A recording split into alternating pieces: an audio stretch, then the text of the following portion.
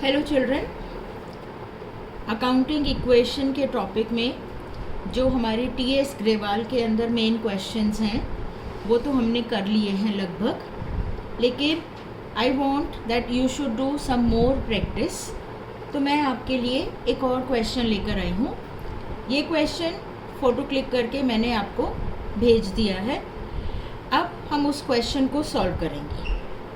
Accounting equation ये long question है, इसमें 10 एंट्रीज़ हैं और इसलिए मैंने ये डबल पेज लिया है।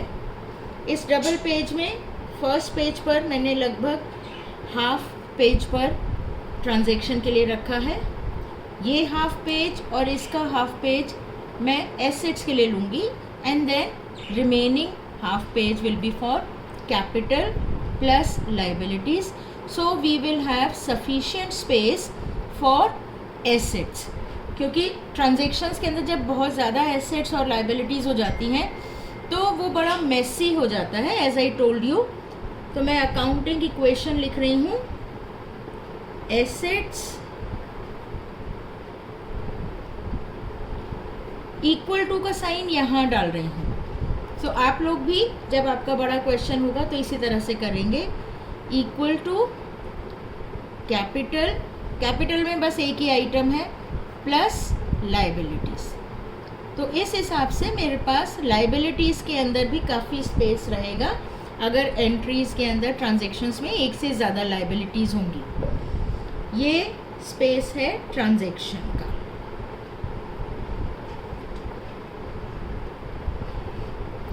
So my first transaction is commenced business with cash, goods and furniture। एक लाइन छोड़ रही हूँ सब हेडिंग के लिए। So commenced business with cash, goods and furniture। So 3 assets के साथ ये बिज़नेस शुरू किया जा रहा है। तो एसेट्स के अंदर मैं 3 एसेट्स का नाम लिखूं, कैश प्लस स्टॉक, आप स्टॉक भी लिख सकते हो, आप गुड्स भी लिख सकते हो, plus furniture. Cash is 20,000 rupees, goods are 50,000 rupees and furniture is 30,000 rupees. So 20,000 plus 50,000, 70,000 plus 30,000, 1 lakh। Straight line में कैपिटल के नीचे मैं लिख रही हूँ 1 लाख। मेरा investment in the business, total investment मेरा कैपिटल में 1 लाख है। ये 1 लाख मैंने कैसे इन्वेस्ट किया है? मैंने ये 1 लाख इन्वेस्ट किया है in the form of cash, goods and furniture. Then the second transaction is purchase goods. Disturbance हो रही है, मेरे पेट बर्ड्स हैं, उन्हें भी पढ़ने में मज़ा आ रहा है। So purchased goods from Gopal. Purchased goods from Gopal on credit, इन्होंने स्पेसिफाई कर दिया है। मैंने आपको समझाया था कि अगर नेम गिवन है तो वो क्रेडिट ही लिया जाता है, और यहाँ तो इन्होंने हमारे लिए और इजी कर दिया है, स्पेसिफाई कर दिया है that goods are purchased on credit. 40,000 की गुड्स हमने परचेज की हैं। क्या इफ़ेक्ट होगा? 40,000 से हमारा स्टॉक इंक्रीज हो जाएगा, and because we have purchased it on credit, ये 40,000 से हमारी लाइबिलिटीज़ बढ़ जाएंगी। लाइबिलिटीज़ का क्या नाम? क्रेडिटर्स। स्पेसिफाई करेंगे लाइबिलिटीज़ में 40,000 के क्रेडिटर्स। अब हम न्यू इक्वेशन निकालेंगे।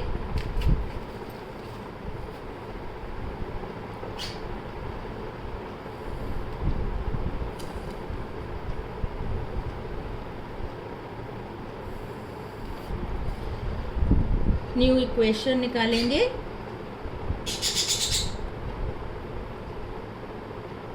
न्यू इक्वेशन, कैश में कोई चेंज नहीं, cash as it is 20,000, stock 50,000 plus 40,000 हो गया 90,000, फर्नीचर में कोई चेंज नहीं, एज इट इज 30,000, कैपिटल में कोई चेंज नहीं, as it is 1 lakh, and creditors are 40,000। The total of both sides is 1,40,000। यहाँ 20 plus 90 1,10,000 plus 30,000 1,40,000। Next transaction is sold goods for cash ₹40,000, costing ₹30,000. So sold goods for cash costing 30,000 at ₹40,000। अब क्या effect हुआ इसका? हमने goods sale करी हैं, 30,000 की goods 40,000 पर सेल की है। 30,000 की गुड्स की कॉस्ट है, तो गुड्स में से, स्टॉक में से 30,000 क्या होगा? हम गुड्स सेल कर रहे हैं तो क्या होगा? गुड्स माइनस होंगी। रिमेंबर, ये साइन लगाना बहुत एसेंशियल है, otherwise you will commit mistake. So plus करना है तो प्लस का साइन, माइनस करना है तो माइनस का साइन। 30,000 स्टॉक में से कम हो गया। कितने पर सेल किया हमने? 40,000 पर। तो जो हमारा सेल प्राइस है 40,000 पर और कैश में सेल किया है, यानी 40,000 रुपीज़ हमारे पास आ गया, यानी हमारा कैश बढ़ गया 40,000 से।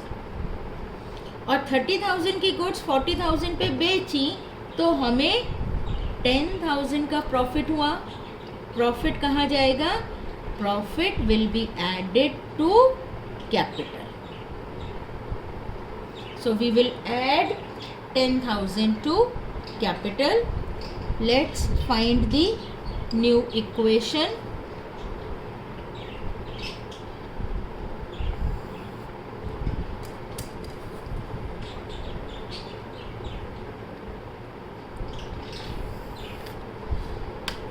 So our new equation,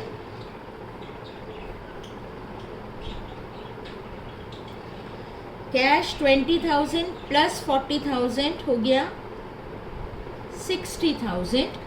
stock 90,000 में से माइनस करना है 30,000, माइनस 30,000 तो कितना रह गया stock?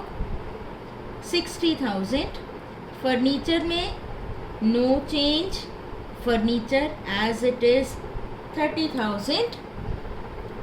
Capital 1 lakh plus 10,000 profit, capital becomes 1,10,000, and liabilities no change are at 40,000.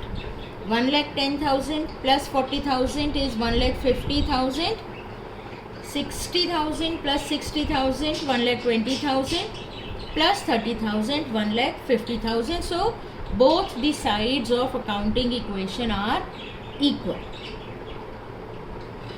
Then fourth transaction is sold goods to Ram on credit ₹65,000 costing ₹50,000। अब हमने क्रेडिट पर सेल की है तो सोल्ड गुड्स टू राम, खाली टू राम लिख देती हूँ तो भी ऑन क्रेडिट ही है, तो टू राम एट ₹65,000 costing ₹50,000। 50,000 की गुड्स हमने राम को 65,000 पर सेल की हैं। अब की बार हमें 15,000 का प्रॉफिट हुआ है। सबसे पहले गुड्स कितने की हैं? 50,000 की हैं, तो स्टॉक में से गुड्स माइनस हो जाएंगी 50,000 की। ये 50,000 की गुड्स हमने कितने पर बेची?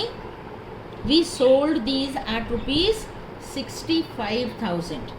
65,000 पर सेल की, लेकिन क्रेडिट पे सेल की हमने, तो जिसको हमने सेल की वो हमारी एसेट होगा या लायबिलिटी।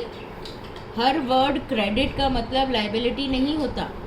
क्रेडिट पर अगर हमने सेल की तो कस्टमर हमारा डेटर हो गया, हमारी एसेट हो गया, because we have raised an amount to be receivable from him, तो वो हमारा डेटर हो गया। हम क्या करेंगे, एसेट्स में एक नई एसेट क्रिएट करेंगे कॉल्ड डेटर्स, और इन डेटर्स में कितने पर हमने सेल किया, 65,000, तो प्लस कर दें 65,000। अमाउंट जो है वो आपका यहाँ स्ट्रेट आना चाहिए, और 50,000 की गुड 65,000 में सेल की, तो you earned a profit of rupees 15,000।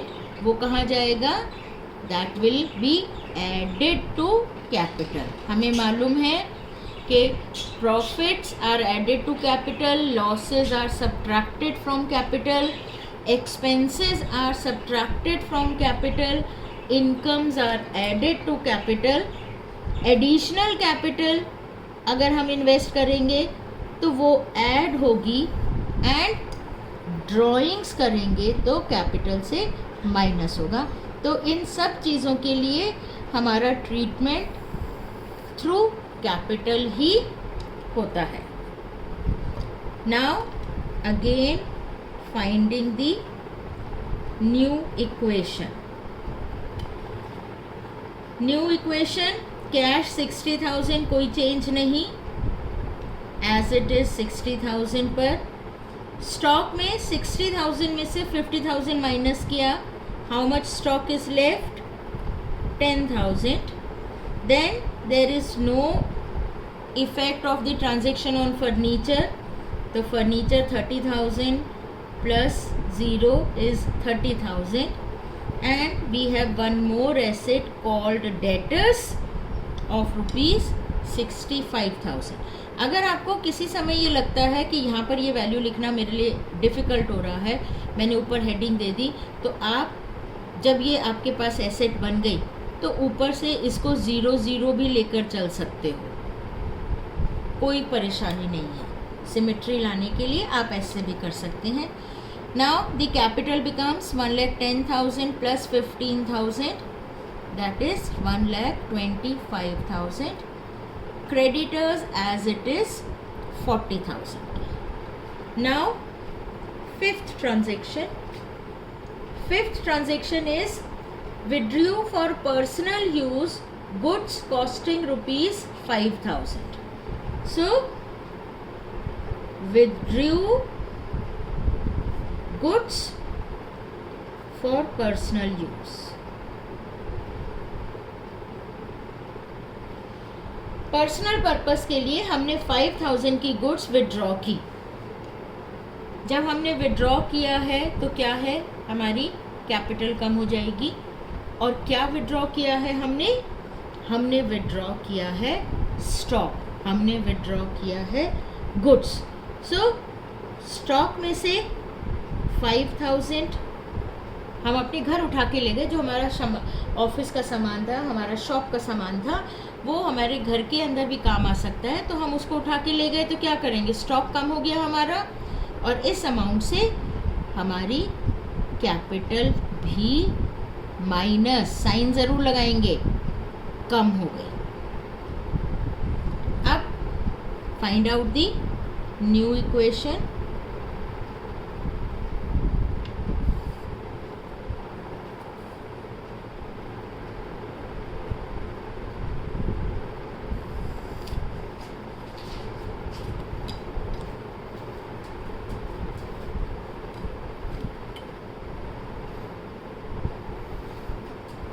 New equation, cash no change as it is at 60,000, stock 10,000 minus 5,000 रह गया 5,000, then furniture no change as it is 30,000, then debtors no change as it is 65,000, capital is reduced by 5,000, तो capital becomes 1,20,000 and creditors as it is कोई change नहीं 40,000।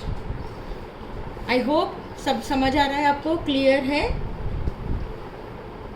Question part number 6, adjustment number 6, purchased typewriter for personal use of proprietor ₹20,000। Now 20,000 rupees का proprietor ने अपने personal use के लिए typewriter purchase किया है।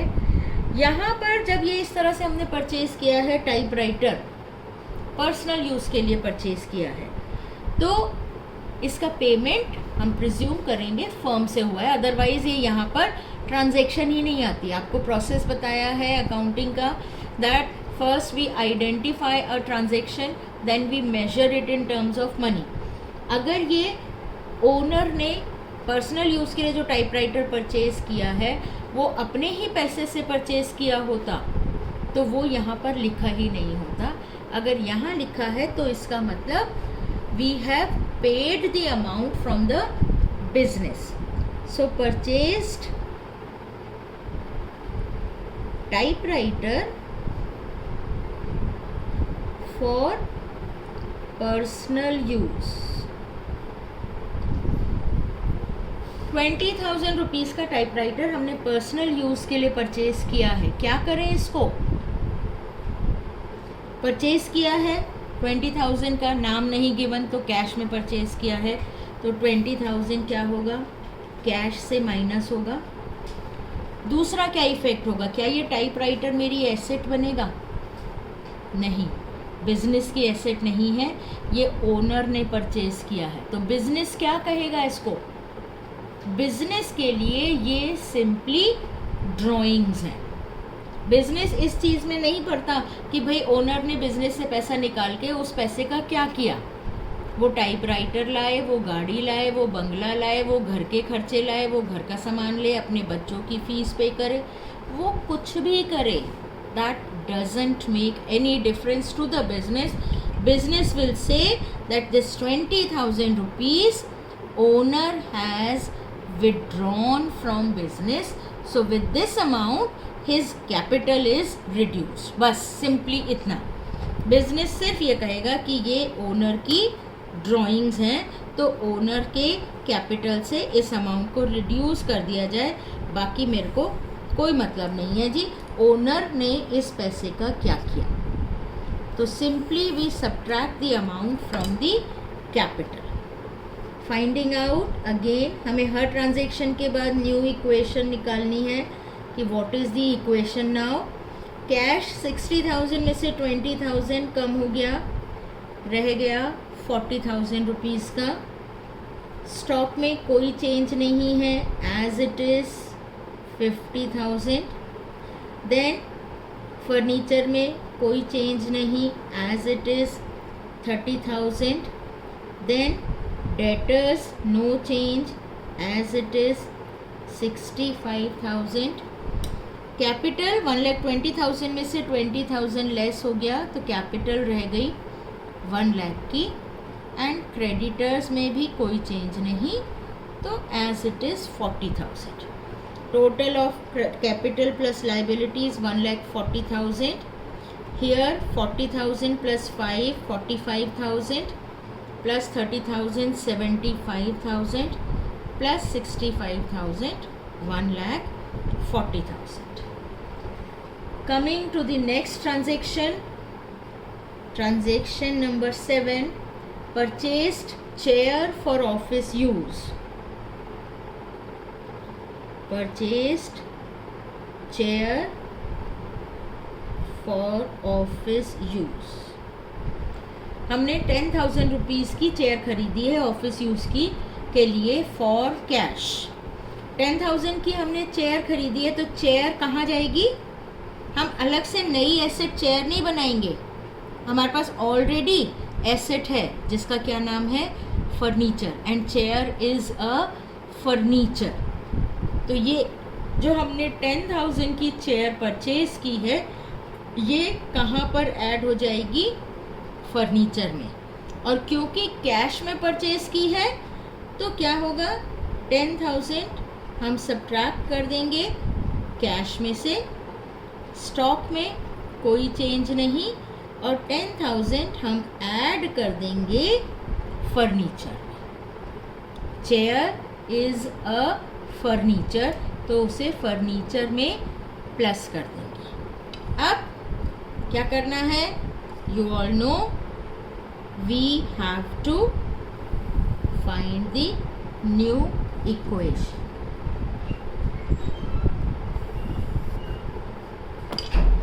So we find the new equation. Cash 40,000 minus 10,000 रह गया 30,000. Stock 5,000 plus 0 is 5,000. Furniture 30,000 plus 10,000 40,000. Debtors 65,000 plus 0 65,000. Capital 1 lakh plus 0 1 lakh, and creditors 40,000 plus 0 40,000. Next transaction, paid for printing, paid for printing and received commission. Now paid for printing and received commission. अब ये दो transactions हैं हमारी, क्या करें हम इसको, 500 rupees हमने प्रिंटिंग के लिए पे किया है और 700 रुपीज़ हमने कमीशन का रिसीव किया है, सॉरी रिसीव हमने किया है 1200, 500 हमने प्रिंटिंग पे किया, paid for printing 500 and received commission 1200। अब इसको हम दो तरह से कर सकते हैं, क्योंकि प्रिंटिंग और स्टेशनरी, ये प्रिंटिंग हमारा एक्सपेंस है और स्टेशनरी हमारा इनकम है। तो एक तरीका तो मैं दोनों तरीके आपको समझा देती हूँ और फिर आपको फाइनल तरीका करूँगी। पेड फॉर प्रिंटिंग का क्या होगा इफेक्ट, एक्सपेंस है हमारा, 500 कैश में से माइनस हो जाएगा और 500 कैपिटल से माइनस हो जाएगा। रिसीव्ड कमीशन लिख लेते हैं, and received commission ₹1200। Receive commission है ₹1200, तो क्या होगा, 1200 कैश में प्लस होगा, 1200 कैपिटल में प्लस होगा।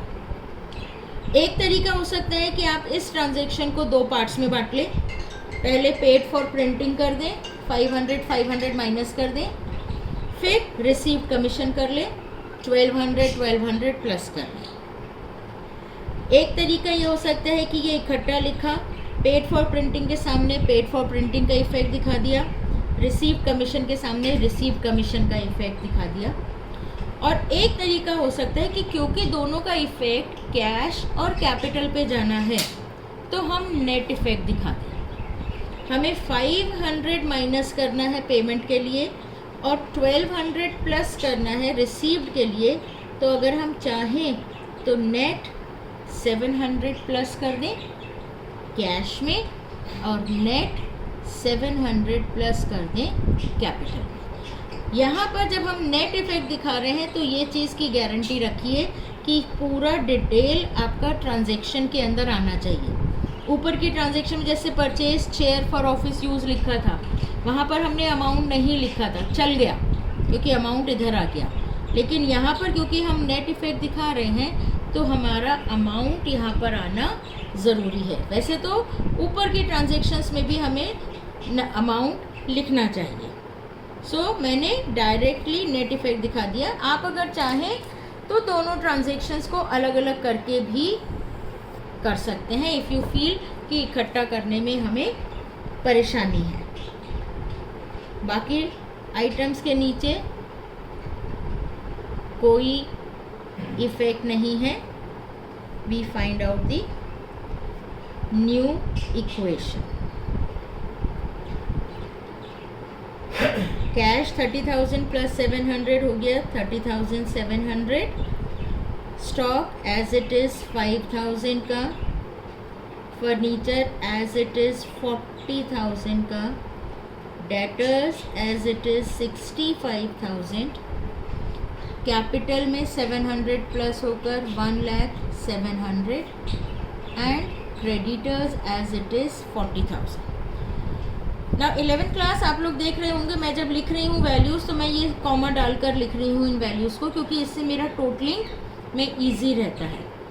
ओवर द ईयर्स एक्सपीरियंस के साथ मैंने देखा है कि बच्चों को अपनी ज़ीरोज़ पर काबू नहीं रहता.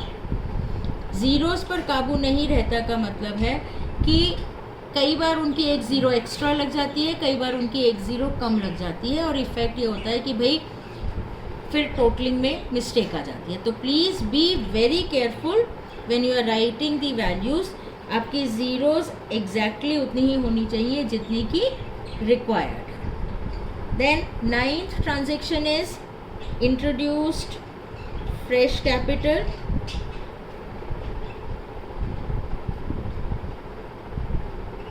हमने 40,000 रुपीज़ की फ्रेश कैपिटल इंट्रोड्यूस की है. सिंपली कैपिटल इंट्रोड्यूस वाली बात है. 40,000 रुपये और लगाया बिजनेस में, तो 40,000 हमने कैश में प्लस किया and 40,000 we added in the capital. So I hope आप लोगों को आप समझ आ रहा होगा, फ्लुएंसी आ रही होगी. आज मैं आप लोगों को कुछ एक्स्ट्रा क्वेश्चंस भेजूंगी. सो आप लोग इनको करके और अपने पूरे क्वेश्चंस करके अकाउंटिंग की क्वेश्चन कंप्लीट करेंगे. कोई डाउट होगा तो आप लोग पूछ सकते हैं. Then new equation. कैश में 40,000 प्लस हो गया, कैश बन गया 70,700. स्टॉक में कोई चेंज नहीं, एज इट इज़ 5,000. फर्नीचर में कोई चेंज नहीं, एज इट इज़ 40,000. डेटर्स में कोई चेंज नहीं, एज इट इज़ 65,000. कैपिटल 40,000 से इंक्रीज हो गई तो 1,40,700. क्रेडिटर्स में no change, as it is 40,000. And then we come to the last transaction, paid to Gopal. Gopal कौन था? हमारा क्रेडिटर था. हमने 30,000 रुपीज़, अब 30,000 रुपीज़ पे कर रहे हैं हम उसको. गोपाल को हमें पे करना है 40,000, हम पे कर रहे हैं 30,000. तो इसका ये मतलब नहीं है कि 10,000 का हमें डिस्काउंट मिल गया. डिस्काउंट कब होता है? जब यहाँ लिखा होता है कि it is in full and final settlement. यहाँ ऐसा नहीं है, तो हम सिंपली 30,000 कैश में से माइनस करेंगे और 30,000 अपनी लाइबिलिटीज़ में से माइनस करेंगे. बाकी 10,000 ठीक है, हमारा क्रेडिटर है, हम बाद में दे देंगे. सो आप लोगों को ये चीज़ का ध्यान रखना है कि whether it is taking place in final, full and final settlement या ऑन अकाउंट पेमेंट किया जा रहा है. This is called payment on account. कि भाई ठीक है, हमारे जो भी सप्लायर्स होते हैं, जो भी कस्टमर्स होते हैं, उनके साथ हमारा रेगुलर ट्रांजैक्शंस चलती रहती हैं. सामान आता रहता है, पैसा जाता रहता है, सामान सेल होता रहता है, पैसा आता रहता है, तो वो चीज़ चलती रहती है. अब कैरी आउट करें, find out the new equation. This becomes 40,700. No change, this is as it is 5,000. Here no change, as it is 40,000. No change, as it is 65,000. Capital में भी नो चेंज, 1,40,700. एंड क्रेडिटर अब रह गए हमारे 10,000. Question हमारा complete हो गया.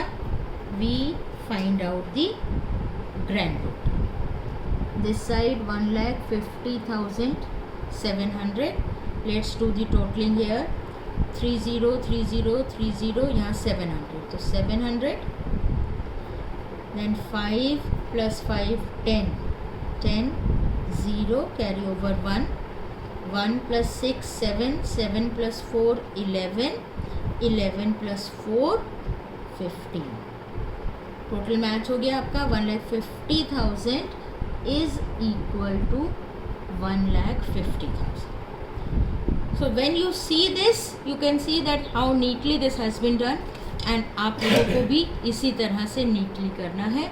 इसके साथ मैं ये क्वेश्चन भी आपको भेज रही हूँ और कुछ एक्स्ट्रा क्वेश्चंस भी भेज रही हूँ.